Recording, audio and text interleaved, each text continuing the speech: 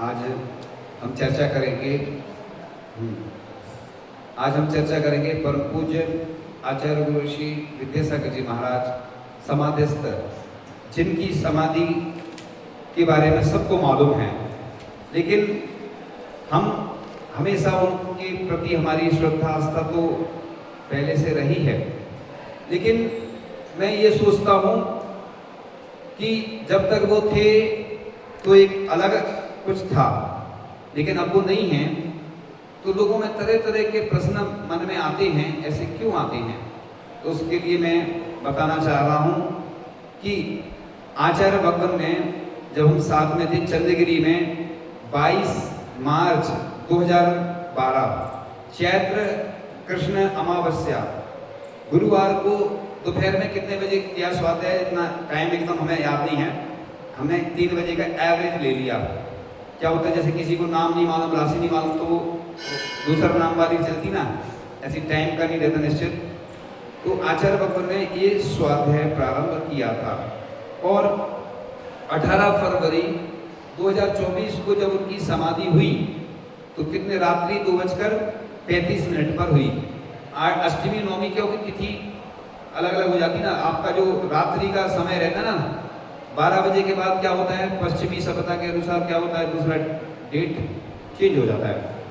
तो आचार्य श्री के जन्म को लेकर अभी भी स्पष्ट नहीं है, कोई 11:30 मानता है और कोई 10 तारीख को 11:30, और शरद पूर्णिमा तो आचार्य श्री ने भी शायद ऐसा हमें सुनाया था, एक संस्मरण शरद पूर्णिमा थी, इस टाइप से आचार्य श्री खुद बता रहे थे कुछ प्रसंग। हमारे गुरु जी कभी भी अपने मुंह से अपनी तारीफ प्रशंसा नहीं करते ना, कुछ बताते थे। एक बार हमने कहा आचार्य श्री ज्ञान सागर जी महाराज क्या लेते थे यार? बोले ओम शांति। हम समझ गए कि गुरु जी बताना नहीं चाह रहे, फिर धीरे से बोलते हैं कि वो ज्ञानामृत का पान करते थे। हमने कहा आचार्य श्री आप वर्ल्ड की सबसे बड़ी यूनिवर्सिटी में पढ़े हैं, क्योंकि हमारा सौभाग्य नहीं था कि हमें पढ़ने मिलता। तो हम आचार्य श्री से इतनी अच्छी अच्छी चर्चाएं करते थे, वो मतलब इतना आनंद आता था आचार्य श्री को जाकर। हम कुछ लेख वगैरह आते थे गाय वगैरह के, और आचार्य श्री के पास जो ग्रंथ आते थे उनमें से भी हम निकालते रहते थे छोटे छोटे कोटेशन, और आचार्य श्री से चर्चाएं करते थे, बहुत आनंद आता था। क्योंकि गुरु महाराज की कृपा के लिए लोग तरसते थे। हम पहले यही बोलते थे कि जिसको दर्शन नहीं होते वो हमारे पास आना, हमारे तरीका हम बता देते हैं। एक बार हमने रैली में कुछ युवकों को भेजा कि आचार्य श्री के दर्शन करने हम भेजने, पत्र लिख दिया हमने, एक महाराज जी जो थे, तो हमने लिख दिया कि ये लोग आ रहे हैं, ये भोजन बनाना जानते हैं। और आचार्य श्री का उस दिन केस लॉन्च हुआ था और बहुत सारी भीड़ थी, किसी को दर्शन नहीं हो रहे थे, लॉकडाउन जैसा था। आचार्य श्री का तो वैसे ही लॉकडाउन चलता था, क्योंकि उधर सबको लिफ्ट नहीं मिलती थी, ना दर्शन ना कुछ, अच्छों को नहीं मिलती थी उधर। हम लोगों को भी लाइन में लगना पड़ता था। अभी सुना रहे हम संस्मरण बहुत अच्छे अच्छे। तो आचार्य श्री को जैसे ही मालूम चला कि महाराज जी ने लिखा है ऐसा पत्र में, हमने लिख दिया था कि बहुत सेवा करते हैं लड़के, और हाँ भेज दो उनको। तो महाराज जी खुद लेके गए लड़कों को और अच्छे से खुश होकर आशीर्वाद दिया। वो लड़के इतने खुश हो गए कि जिंदगी में इससे बढ़ के और खुशी क्या मिल सकती। लोग लाखों करोड़ों रुपए खर्च करते थे और तो भी वो कई बार ऐसे प्रसंग नहीं बन पाते थे, लेकिन आचार्य भगवान की कृपा ऐसे लोगों के पास होती थी जो वास्तव में कुछ अच्छा करते थे, चाहे वो हथकरघा के माध्यम से। अभी अपन आचार्य श्री के बारे में और चर्चा करेंगे, पहले ये वाली चर्चा कर लेते हैं। तो देखो 11 वर्ष 10 माह 26 दिन 11 घंटे 35 मिनट एवरेज में बता रहा हूँ, ये अनुमानित एक्यूरेट टाइम नहीं है बिल्कुल जी, क्योंकि आचार्य श्री की समाधि का तो एक्यूरेट है, लेकिन जो स्वाध्याय का है ना थोड़ा अंतर आ सकता है इसमें। मैं इसलिए बता रहा हूँ, मेरा महाव्रत है सप्त महाव्रत, मैं जैसा मुझे कैलकुलेशन मिला मैं उस हिसाब से बता रहा हूँ। तो आचार्य श्री जैसे कहते हैं ना कि 12 वर्ष की संलेखना आचार्य श्री ने शुरू की चाहे नहीं की, मैं ये कैसे बोल सकता हूँ, क्योंकि लेकिन ये बिल्कुल देखो वही आ गया बिल्कुल कैलकुलेशन। मैं इसलिए बता रहा हूँ कि कैलकुलेशन देखो 12 साल मैंने 11 साल 10 माह और 26 दिन, यानी अगर लगाए तो 11 वर्ष में 10 माह हो गए, 11वां महीना ही हो गया, समझ लो। थोड़ा ही सा अंतर बचा है डिफरेंस, यानी उनकी प्लानिंग पूरी रहती थी, हर चीज प्लान से करते थे।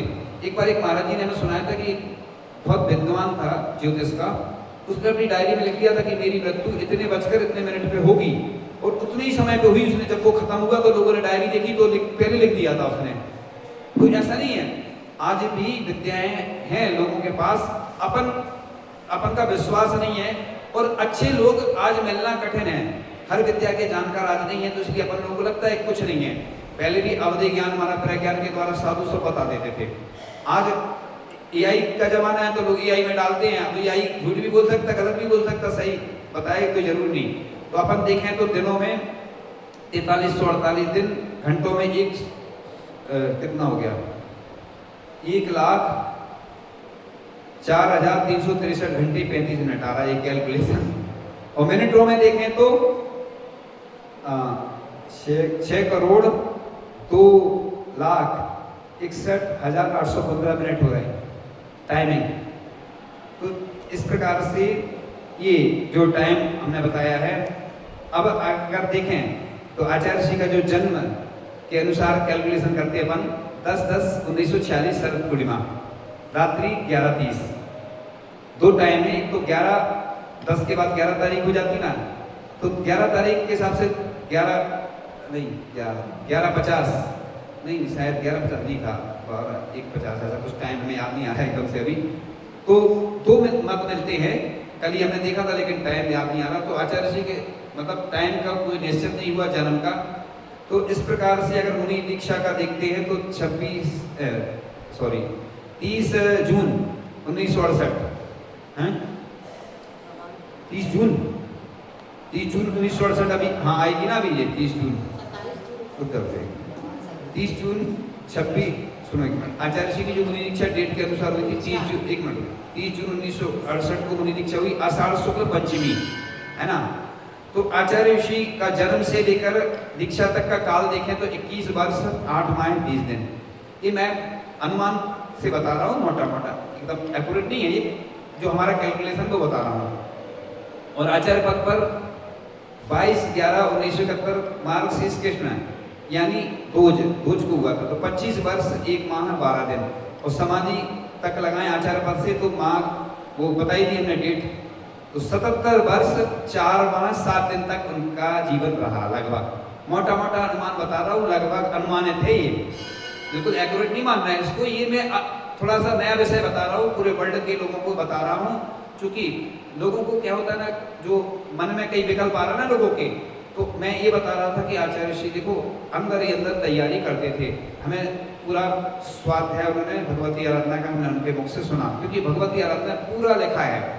और भगवती आराधना में एक बहुत अच्छी चीज लिखी है आचार्य श्री का, आपने देखा होगा कि लोग ले गए थे तो मुनि राजों ने वो विहार करवाया था ना, जो पास में चले गए थे फिर वापस आ गए थे।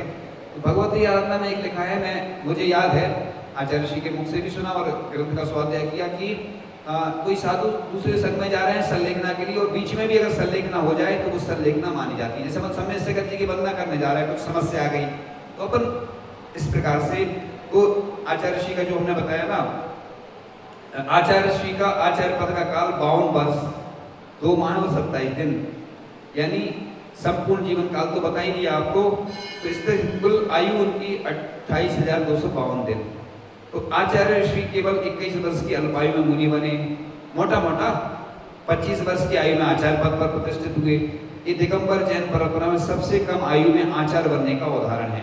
और आचार्य कुंद स्वामी के बाद सबसे ज्यादा आचार्य पद पर रहने का सौभाग्य अगर किसी को प्राप्त हुआ है तो परम पूज्य आचार्य गुरु श्री विद्यासागर जी महामुनि राज को प्राप्त हुआ है। 55 वर्ष 7 माह 19 दिन तक मुनि अवस्था में वो रहे, क्योंकि ऐसा बोलते हैं शास्त्रों में कि अगर वर्तमान में 1 वर्ष की कोई साधना करता है तो वो 1000 वर्ष की साधना मानी जाती है। चतुर्थ काल के अनुसार कैलकुलेशन लगाते हैं तो कितनी 55,000 वर्ष की उनकी साधना रही। पहले हम 56 के हिसाब से लगाते थे 56,000 वर्ष, तो वो कैलकुलेशन मोटा मोटा रहता, अनुमान रहता लगभग। कैलकुलेशन में कभी भी ये नहीं सोचना चाहिए कि इतना ही। तो इस प्रकार से आचार्य भगवान के बारे में हम बता रहे थे कि आचार्य भगवान पहले से ही सजग सावधान थे, तो खुद की इच्छाओं को मारा है तब जाकर हमको तारा है। धूप में जलते रहे वो साया बनकर हमको छांव देने की खातर, थकान छुपाकर चेहरे पर मुस्कान सजाते थे सब पर, बोझ उठाए सारे फिर भी वह कभी नहीं हारे। ऐसे होते हैं गुरु हमारे, बिन बोले सब कुछ बारने वाले। इस प्रकार उस उनकी मुस्कान में भी हजारों ऐसे गम छुपे होते। वो हम देखते थे कि बहुत सारे कष्टों को सहन करते रहते थे, लेकिन हम लोगों को शिक्षा भी देते थे और संस्कार भी देते थे और समझाते भी थे। कुंडलपुर में वो सब कुछ बताते थे हम लोगों को कि जैसे उनको ज्वार बाजरा आदि के बारे में मोटा अनाज लेना चाहिए, प्राणायाम भी वो खुद करते थे। मैंने ब्रह्मचारी अवस्था से देखा लगभग, क्योंकि हमारी 2004 में दीक्षा हुई, 2001 में व्रत हुआ था, तो 25 साल से ज़्यादा हो गए। तो मैं ब्रह्मचारी अवस्था में उनके पास सुबह से स्वयंभू स्त्रोत करता था, साथ में सामयिक पाठ, क्योंकि और सुबह से बैठकर तो वो आसन वगैरह लगाते थे, तो बड़े योगी थे वो।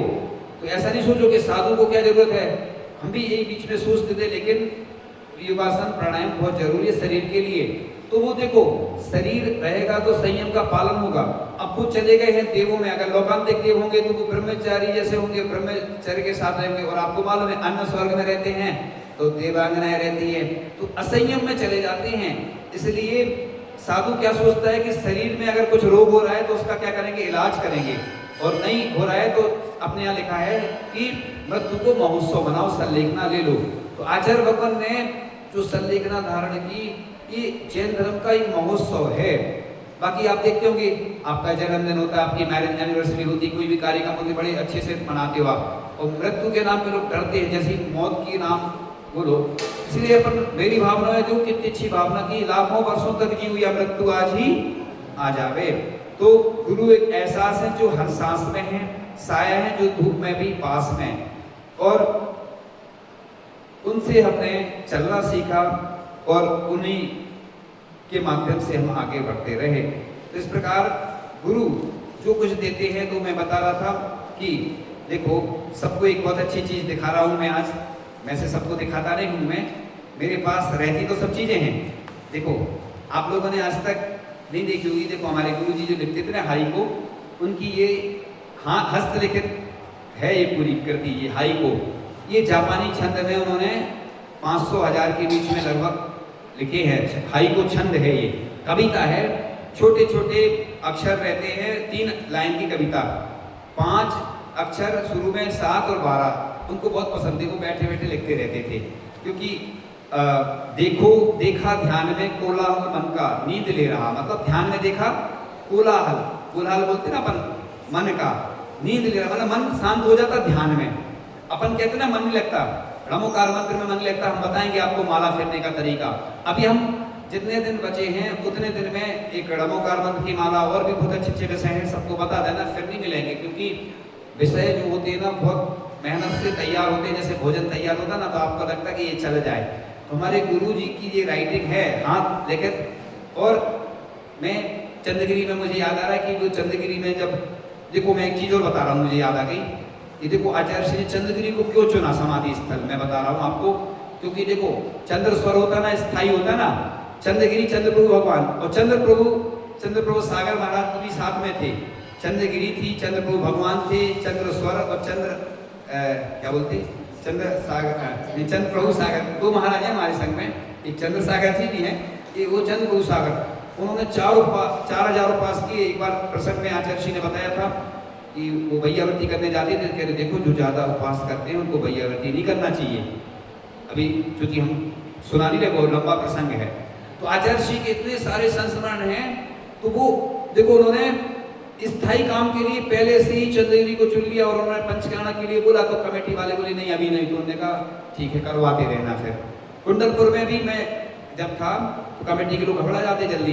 मैंने देखा है पूरे देश में जो ग्रस्त लोग होते हैं वो जल्दी घबराते हर चीज में, और मैं एडवांस टेक्नोलॉजी से चलता हूँ, हाईटेक जमाने के हिसाब से चलता हूँ, और मैं हर चीज एडवांस करता हूँ। जैसे कोई भी काम होना हो, वो पिछी परिवर्तन होना है मान लो, तो पिछी परिवर्तन जब होगा उस दिन समय नहीं रहता, भीड़ रहती, कार्यक्रम के दिन तो व्यस्तता रहती, तो पहले से तैयारी आदि कर लो ना आप। महिलाएं भोजन बनाती, एक व्यक्ति थे बाराबंकी से आते थे, और उनके चौके में किसी को अंतराय नहीं आता था कभी।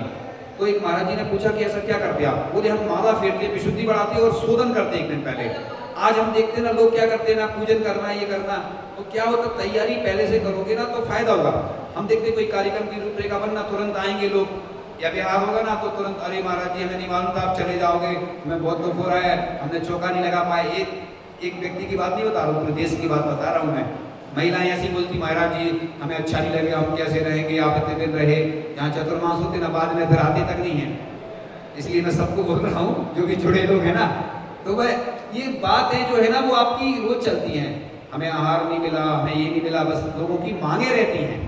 इसलिए आज आचार्य भगवान के चरण पूरे भारत में लगभग 500 से ज़्यादा चरण विराजमान हो चुके हैं।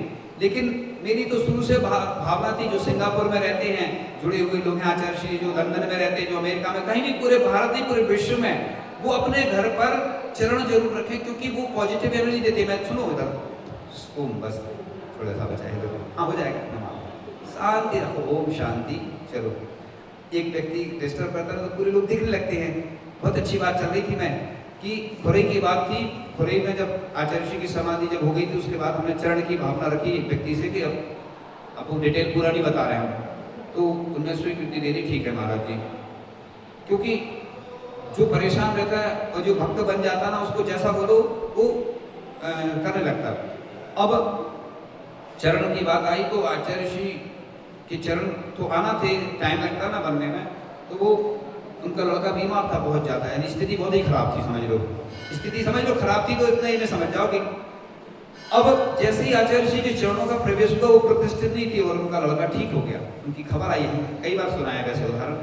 और चंद्रगिरी में लोग बताते हैं कि आचार्य श्री के जहाँ चरण विराजमान है, समाधि जहाँ हुई ना, लोग परिक्रमा लगाते ना तो उनके कई काम ठीक हो जाते, मतलब परेशानियां जो। तो भैया जब जीवित अवस्था में आचार्य भगवान की तपस्या साधना इतनी थी, तो अब समाधि स्थल जो बन रहा है विद्या सागरोदय, उसका नामकरण हुआ है। और पूरे देश और दुनिया के लोगों से मैं कहना चाहता हूँ, मैं भी जब सम्यक शेखर जी की मुझे यात्रा करना थी तो मैंने अपनी भावना भाई थी कि पहले गुरु जी के चरणों के दर्शन करूंगा मैं समाधि स्थल के, फिर सम्यक शेखर जी के दर्शन करूंगा, फिर पंचतीर्थ किया, और अब एक और भावना है कि अयोध्या, बनारस और कैलाश पर्वत के भी दर्शन हो, बद्रीनाथ तक तो जा सकते हैं। और मैं तो पूरे देश और विदेश के लोगों से कहना चाहता हूँ, कैलाश पर्वत के लिए सब लोग जाप करें, कुछ त्याग करें, कि जो दूसरे देश में जो है वो अपने यहाँ आ जाए। अपन पॉजिटिव सोचें ना, क्यों नहीं हो सकता है? अपन दुनिया की चीजें करते रहते हैं, उसके लिए महिलाएं उपवास करें, जाप करें, क्या दिक्कत है? कैलाश पर्वत के दर्शन सबको हों। अभी हमने देखे कई ऐसे दृश्य कि उसमें स्थितियाँ वो ठीक नहीं बनती उधर जाने में, लेकिन भावना भाएंगे तो हो सकता है ऐसे कैलाश पर्वत जहाँ आदिनाथ भगवान को मोक्ष की प्राप्ति हुई, सम्यक शेखर के दर्शन हो जाते, गिरनार जी के हो जाते, और भी सिद्ध क्षेत्रों के हो जाते हैं। रामजी दास का उदाहरण देता है, 22 साल में उन्होंने पूरे सिद्ध क्षेत्रों की वंदना की। ऐसे ही मैं भी भावना बताऊं कि भगवान जितने सिद्ध क्षेत्र हैं, जितने अच्छे क्षेत्र हैं, सबके दर्शन हो, अच्छी अच्छी भावनाएं भाने से सब कुछ अच्छा मिलता है। गुरु के चरणों में कुछ पंक्तियों के साथ यह बात पूर्ण कर देते हैं। गुरु जो मिले तो उषा खिल गई है, भव भव भ्रमण की निशा टल गई है। गुरु कहते जागो दशा ढल रही है, विद्या दिसागर से दिशा मिल गई है।